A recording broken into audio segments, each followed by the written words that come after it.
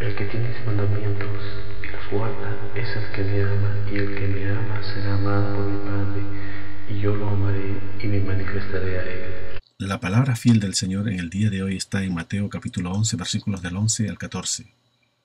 De cierto os digo, entre los que nacen de mujer no se ha levantado otro mayor que Juan el Bautista, pero el más pequeño en el reino de los cielos mayor es que él.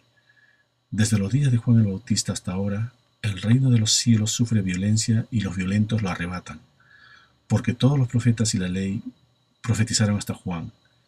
Y si queréis recibirlo, él es el Elías que había de venir. El que tiene oídos para oír, oiga.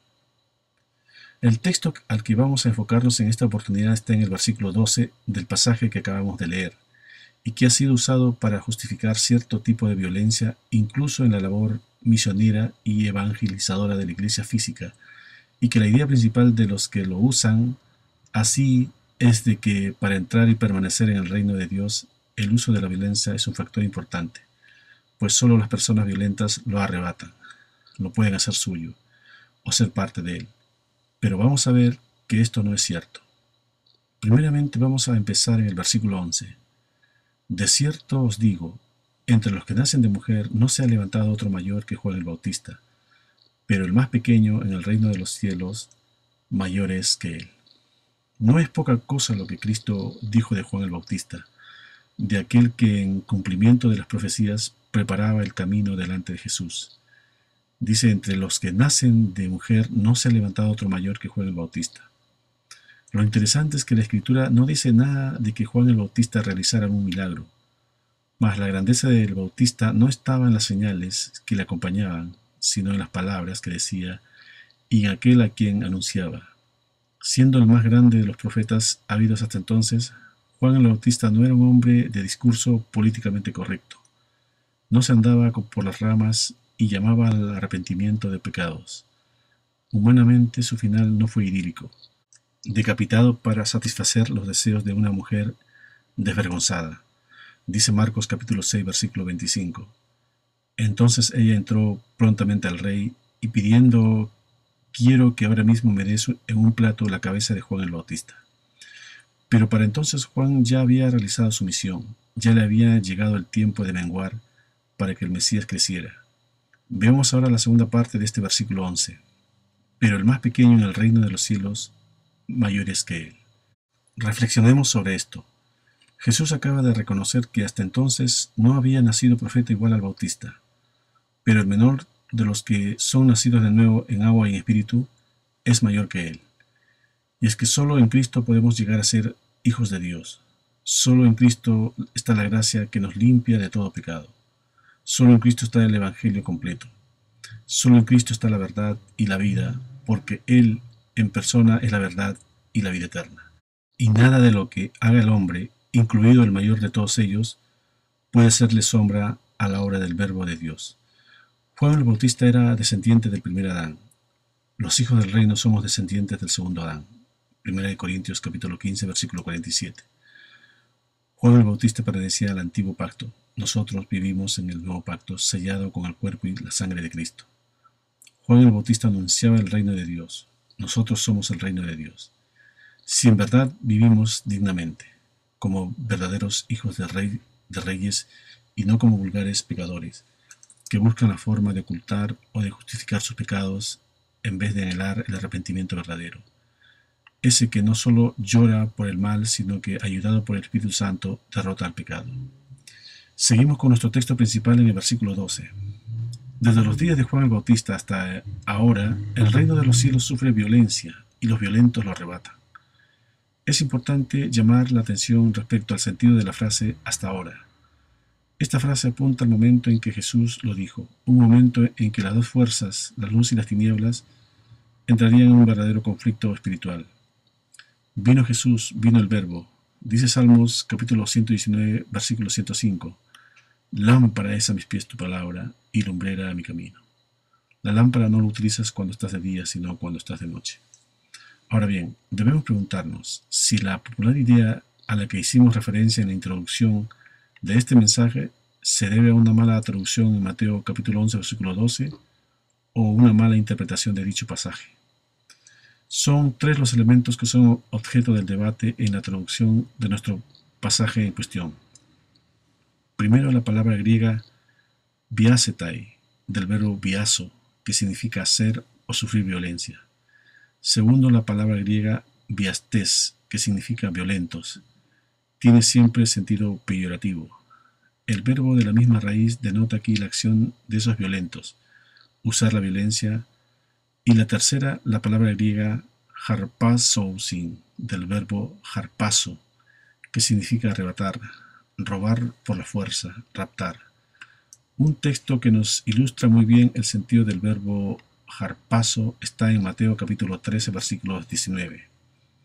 Cuando alguno oye la palabra del reino y no la entiende, viene el malo y arrebata, harpasei, lo que fue sembrado en su corazón.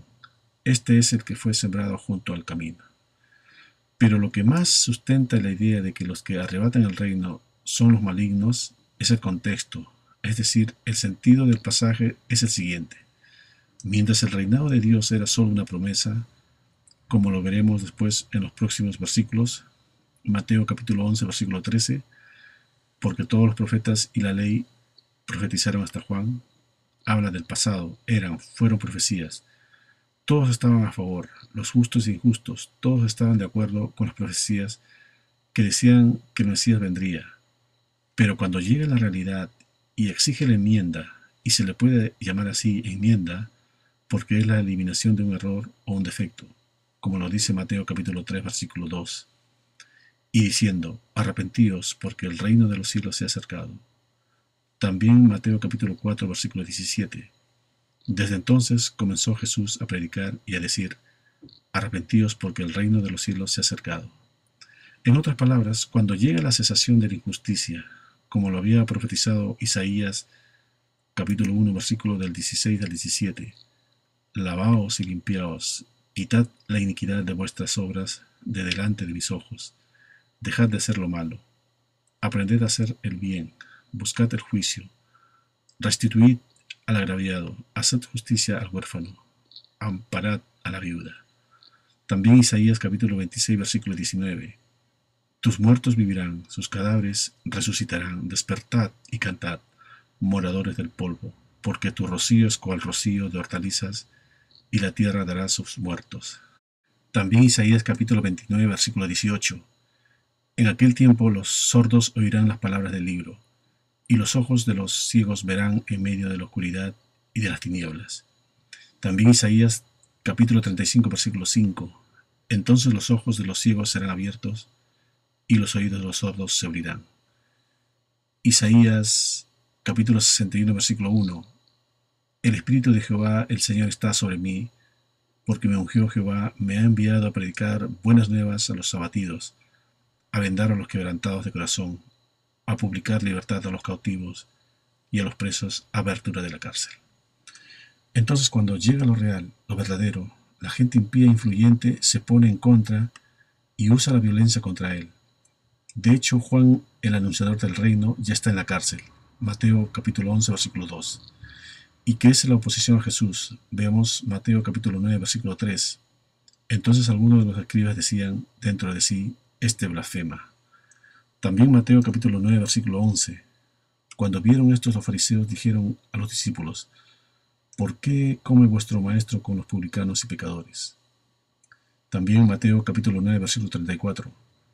Pero los fariseos decían, por el príncipe de los demonios echa fuera a los demonios.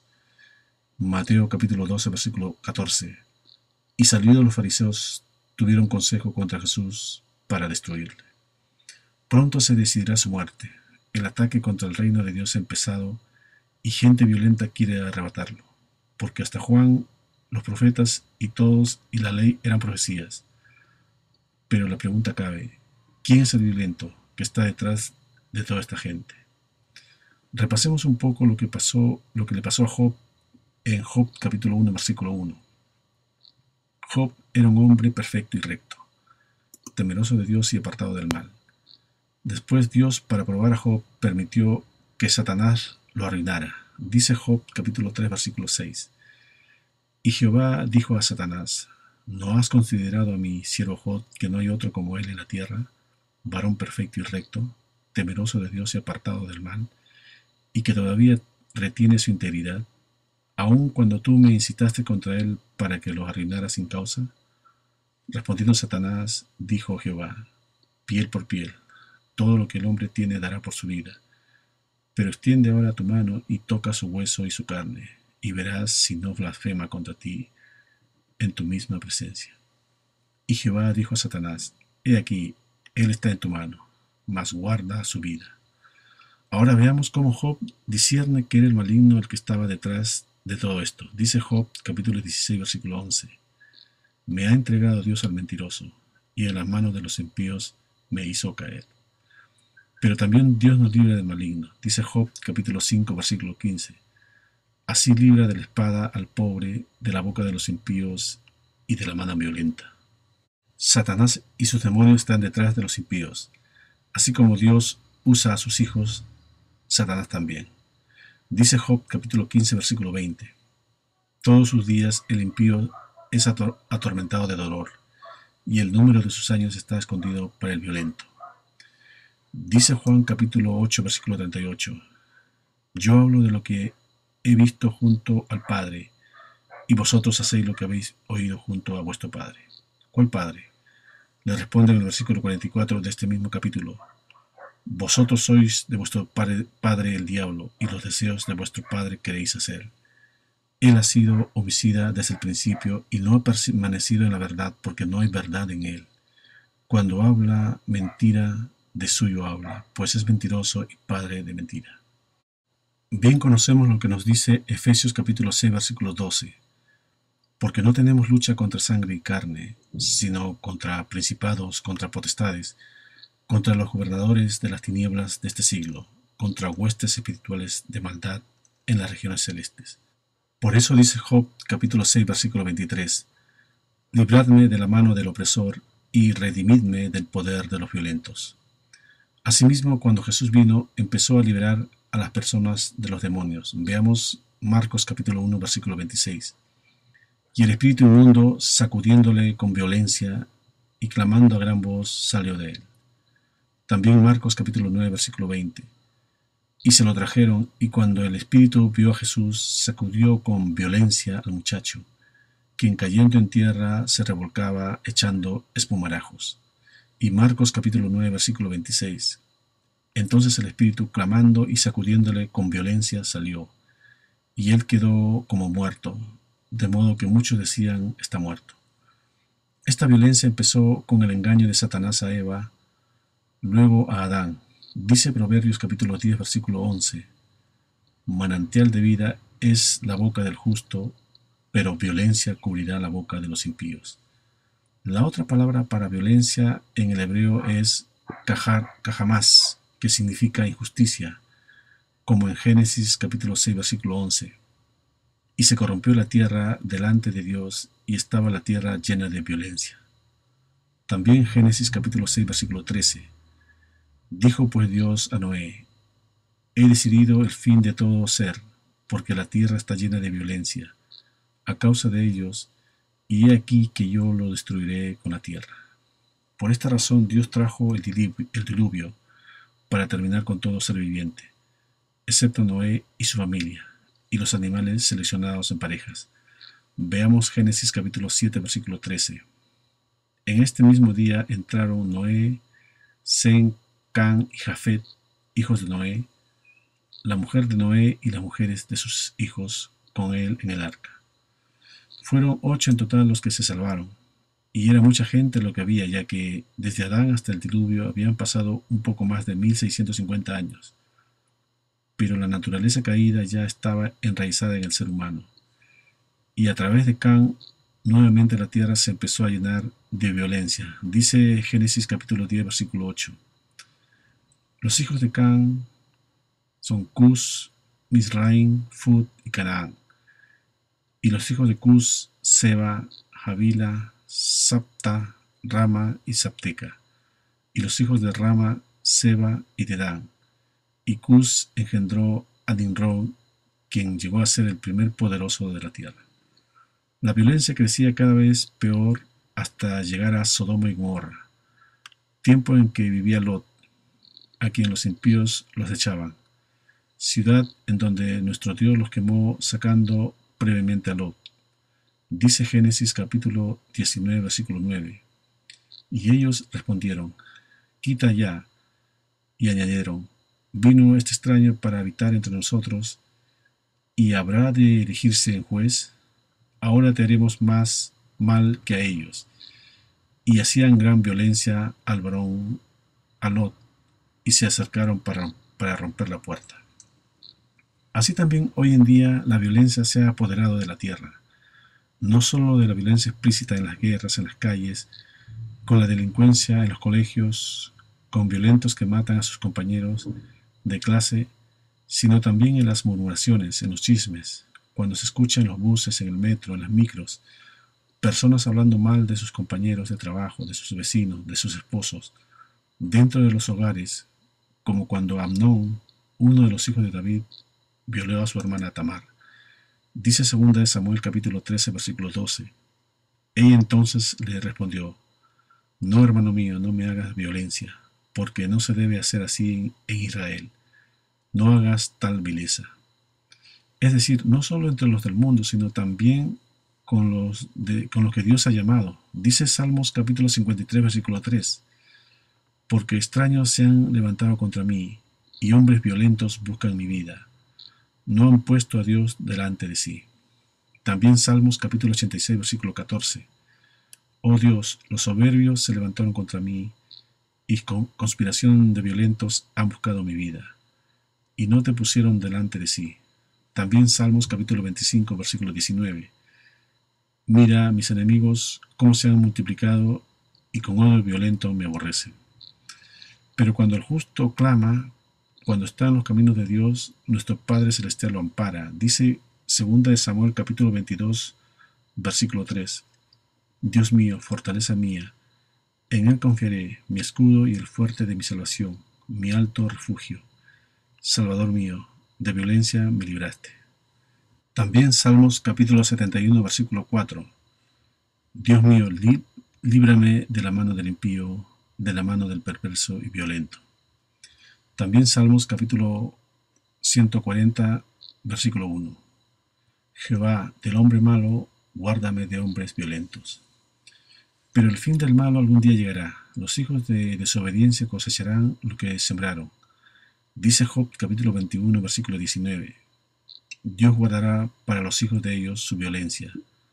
Le dará su pago para que conozca. Los violentos recibirán el pago. Dice Job capítulo 27, versículo 13. Esta es para con Dios la porción del hombre impío y la herencia que los violentos han de recibir del Omnipotente. ¿Qué van a recibir Satanás, sus demonios y sus hijos, los del mundo? Ellos recibirán el castigo eterno. Muchas veces a causa de la violencia se deformará nuestra vestidura, pero no se ensuciará si estamos en Cristo. En el jaloneo espiritual de los violentos perderá un poco su forma, mas no se ensuciará. Aun cuando más blanco está un vestido, más difícil cuesta conservarlo.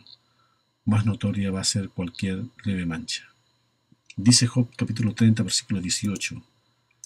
La violencia deforma mi vestidura, me ciñe como el cuello de mi túnica. Si guardamos los mandamientos del Señor, seremos librados de la senda impía. Dice Salmos capítulo 17, versículo 4.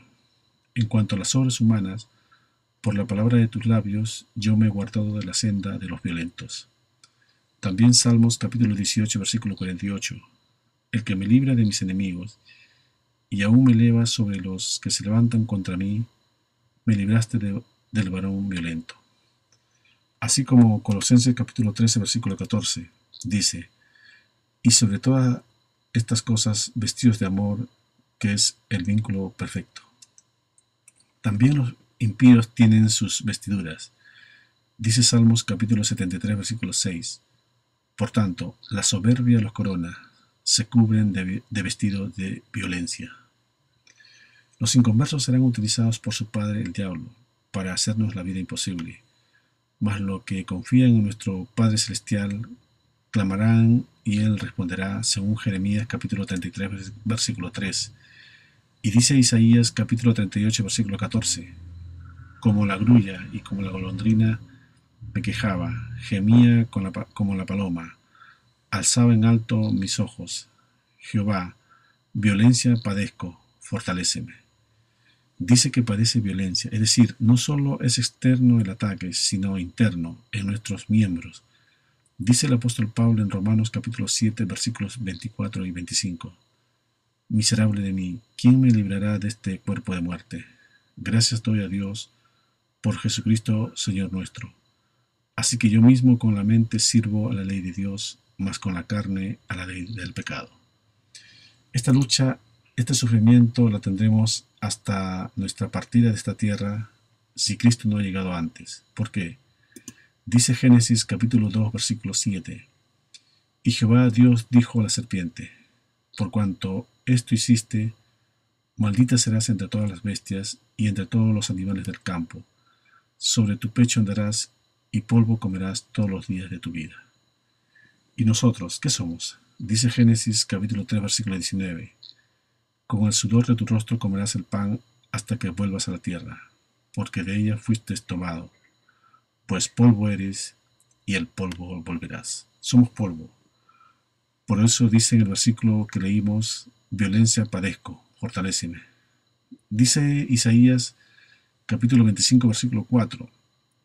Porque fuiste fortaleza al pobre, fortaleza al menesteroso en su aflicción, refugio contra el turbión, sombra contra el calor, porque el ímpetu de los violentos es como turbión contra el muro. Es decir, es como un aguacero repentino y momentáneo, con viento fuerte que golpea contra el muro, contra nuestra creencia, nuestra fe. Volvamos a nuestro texto principal en el versículo 13. Porque todos los profetas y la ley profetizaron hasta Juan. Como mencionamos anteriormente, todas las profecías apuntaban a la venida de nuestro Señor Jesucristo, aunque aquí Jesús se refiere a las Escrituras. Es decir, cuando hoy nosotros decimos, dice la Biblia, Jesús llamó a las Escrituras la ley de Moisés, los profetas y los salmos. Claro, porque hasta esos momentos no había más escritura que esos. Veamos Lucas capítulo 24, versículo 44. Y les dijo, estas son las palabras que os hablé, estando aún con vosotros, que era necesario que se cumpliese todo lo que estaba escrito de mí en la ley de Moisés, en los profetas y en los salmos. Pero aquí en este versículo 13 solo menciona a los profetas y la ley, a los que fueron profecías. Los salmos hablan de él, pero no directamente que alguien profetizó. Ahora, haciendo un pequeño paréntesis, no es bueno decir dice la Biblia. ¿Por qué? Porque en el mundo también dice lo mismo, dice la Biblia. Pero si estás viviendo la palabra, se debe decir escrito está. Veamos Lucas capítulo 4, versículo 4. Jesús respondiendo le dijo, escrito está, no solo de pan vivirá el hombre, sino de toda palabra de Dios. ¿Por qué? ¿Por qué decía Jesús así? Veamos Proverbios capítulo 3, versículo 3. Nunca se aparten de ti la misericordia y la verdad. Átalas a tu cuello. Escríbelas en la tabla de tu corazón. Sigamos versículo 14 de nuestro texto principal. Y si queréis recibirlo, él es el Elías que había de venir. El que tiene oídos para oír, oiga. Esta profecía a la que se refiere Jesús está en Malaquías capítulo 4, versículo 5. He aquí yo os envío el profeta Elías antes que venga el día de Jehová grande y terrible. Si bien es cierto, aquí Jesús les dice, este es el Elías que había de venir, los discípulos ya sabían a quién se referían, porque en el pasaje de la transfiguración ya le habían preguntado. Dice Mateo capítulo 17, versículos del 10 al 13. Entonces sus discípulos le preguntaron, diciendo, ¿por qué pues dicen los escribas que es necesario que Elías venga primero? Respondiendo Jesús les dijo, a la verdad, Elías viene primero y restaurará todas las cosas. Mas os digo que Elías ya vino, y no le conocieron, sino que hicieron con él todo lo que quisieron. Así también el Hijo del Hombre padecerá de ellos. Entonces los discípulos comprendieron que les había hablado de Juan el Bautista. Ahora, aquí algo importante. Dice que los discípulos comprendieron, es decir, fueron revelados por el Espíritu, de que les había hablado de Juan el Bautista. Y cuando las Escrituras los llama Elías, se refiere a su espíritu y su poder. Veamos Lucas capítulo 1, versículos 16 y 17. Y hará que muchos de los hijos de Israel se conviertan al Señor, Dios de ellos, e irá delante de él con el espíritu y el poder de Elías, para hacer volver los corazones a los padres a los hijos, y de los rebeldes a la prudencia de los justos, para preparar al Señor un pueblo bien dispuesto. Algo interesante, dice de Elías, Segunda de Reyes capítulo 1, versículo 8, y ellos le respondieron, un varón que tenía vestido de pelo y ceñía sus lomos con un cinturón de cuero. Entonces él dijo, es Elías Tisbita. Y veamos qué dicen de Juan el Bautista. Mateo capítulo 3, versículo 4. Y cuando estaba vestido de pelo de camello y tenía un cinto de cuero alrededor de sus lomos, y su comida era langosta y miel silvestre. Ahora, algo más importante y en común. ¿Por qué debía de venir este Elías, entre comillas, antes de Jesús? Si escudriñamos las Escrituras de cómo entra Elías el Tisbita en la historia bíblica, al cual todos hacen referencia, nos daremos cuenta de por qué debía de venir este Elías, Juan el Bautista, antes de la llegada de Jesús en su primera venida y también en su segunda venida. Elías hace su aparición en el reinado de Acab, rey de Israel, pero años atrás, después del tiempo del apogeo del rey David, después del reinado de Salomón su hijo, el pueblo se dividió en dos reinos, los del norte con 10 de las 12 tribus y por el sur con Judá y Benjamín. Las 10 tribus del norte pusieron por rey a Jeroboam, que hizo lo malo ante los ojos de Jehová, nuestro Dios. Después reinó su hijo Nadab, luego reinó Baasa, Elá, después Sinri. Luego este reino del norte se dividió en dos partes, la mitad seguía a Tibni y la otra mitad a Onri, pero el pueblo que seguía a Onri pudo más que el que seguía a Tibni. Así que después del reinado de Onri vino Acab, su hijo, y todos desde Jeroboam hicieron lo malo ante los ojos del Todopoderoso. Vean lo que dicen las Escrituras de este rey Acab. Veamos 1 de Reyes capítulo 16, versículos del 30 al 31. Y reinó Acab, hijo de Omri, sobre Israel en Samaria 22 años. Y Acab, hijo de Omri, hizo lo malo ante los ojos de Jehová, más que todos los que reinaron antes de él, porque le fue ligera cosa andar en los pecados de Jeroboam, hijo de Nabat, y tomó por mujer a Jezabel, hija de Etabal, rey de los Sidonios, y fue y sirvió a Baal y lo adoró. Es decir, la maldad fue incrementándose cada vez más. ¿No se parece a nuestros días? Fue en ese contexto que entra a escena Elías, enviado de Jehová. Dice 1 de Reyes capítulo 17, versículo 1. Entonces Elías Tisbita, que era de los moradores de Galaad, dijo a Acab, vive Jehová, Dios de Israel, en cuya presencia estoy, que no habrá lluvia ni rocío en estos años, sino por mi palabra. Cuando la maldad se ha incrementado, cuando todo es un desierto, ya que no llovía, donde solo hay escorpiones, donde no hay vida, donde solo hay muerte, porque Satanás gobierna en todo su esplendor, el Señor envía a Elías para hacerles saber que habrá sequía, una sequía física. Así también cuando viene Juan el Bautista, había sequía pero espiritual, como en nuestros tiempos, cuando antes de aceptar al Señor pasamos por una sequía espiritual, atormentados por el enemigo. Es por eso que cuando viene Jesús, detrás de lo que proclamaba Juan el Bautista, según Mateo capítulo 3, versículo del 1 al 3, dice, en aquellos días vino Juan el Bautista predicando en el desierto de Judea y diciendo, arrepentidos porque el reino de los cielos se ha acercado, pues este es aquel de quien habló el profeta Isaías, cuando dijo, voz del que clama en el desierto, preparad el camino del Señor, enderezad sus sendas. Entonces, viene Jesús y trae el agua de vida.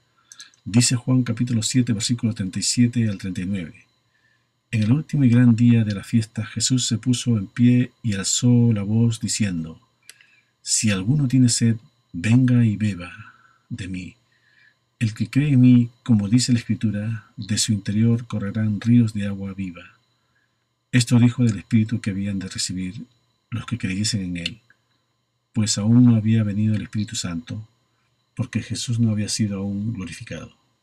Pero el maligno, Satanás, sabía que vendría el Salvador. Por eso mandó matar a todos los niños cuando se dijo que vendría nuestro Rey. Aunque Satanás no sabía si había llegado este Salvador hasta que Jesús empezó a predicar el Evangelio. Juan venía predicando arrepentimiento y Jesús daba a conocer el Evangelio.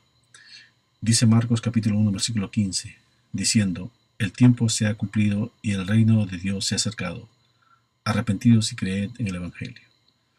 Pero el maligno estaba batallando, estaba arrebatando. Él engaña, seduce con dinero, con fútbol, con vanidades, para que se distraigan. Cada uno ve su placer, ve lo suyo. Se dedica a lo suyo. Es estático y destruye el movimiento. Y Satanás ha sabido estacionarnos ahí. El movimiento debe ser interno y externo. La transformación interna debe ser el motor para hacerlo externo. Este es un movimiento continuo, hermanos. A muchos creyentes no les gusta moverse. Muchos están establecidos.